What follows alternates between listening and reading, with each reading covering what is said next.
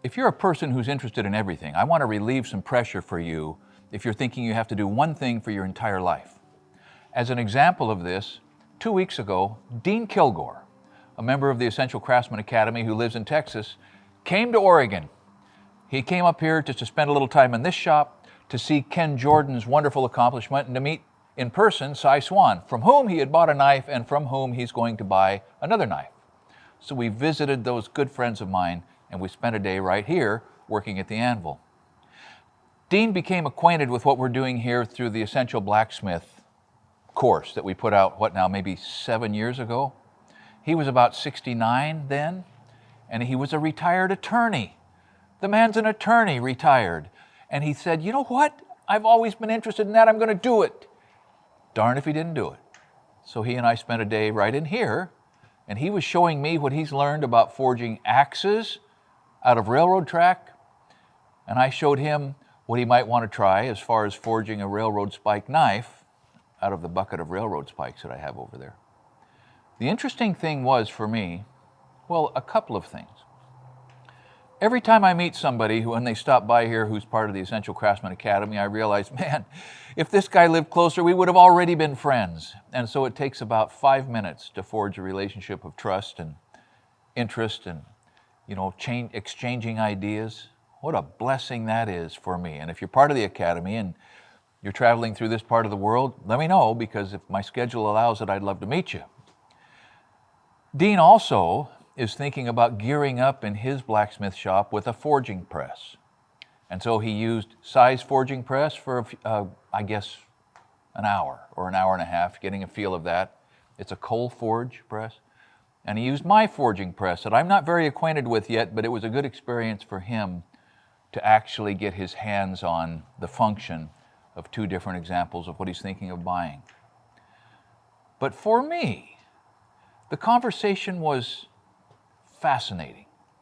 We don't have the same political perspectives, but we could have a fascinating political discussion. We do have the same perspectives on the ancient craft of blacksmithing.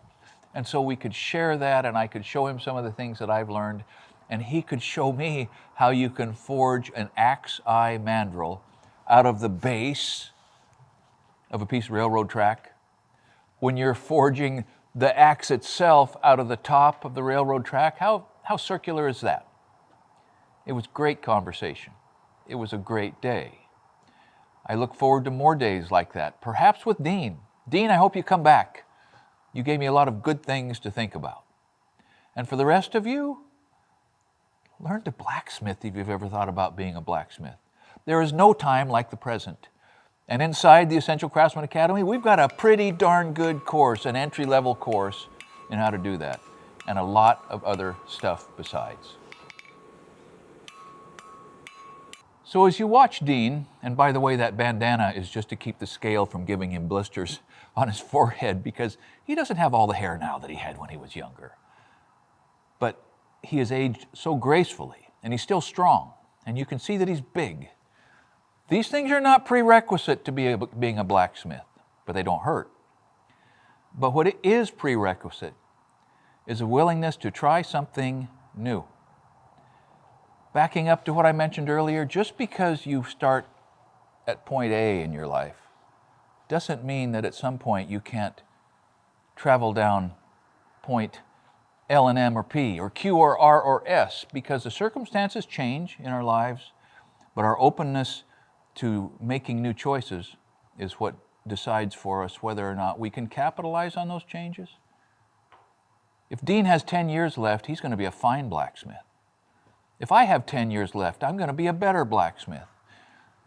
And part of the experience of meeting Dean is the reinforcement that if somebody as white collar as a successful attorney can turn his hand to something as blue-collar and subjective as becoming a blacksmith, then any of us can do anything. So I had a great day. I had actually 2.5 great days with Dean. He was also here because I have a group of friends that comes around here a couple times a year, part of the Douglas County Craftsman group. I think we had 60 or 70 people in here, and Dean met a lot of other blacksmiths and people who do things. There's something about craft, isn't there?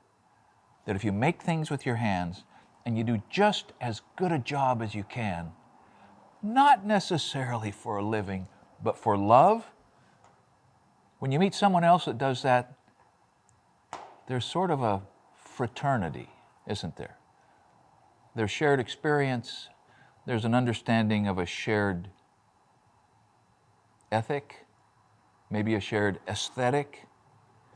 I know when I met Andrew Larson back in Kentucky, I thought, man, at the time I was 46 years older than this guy, and yet we are peers and can learn from each other. There's something about that, isn't there?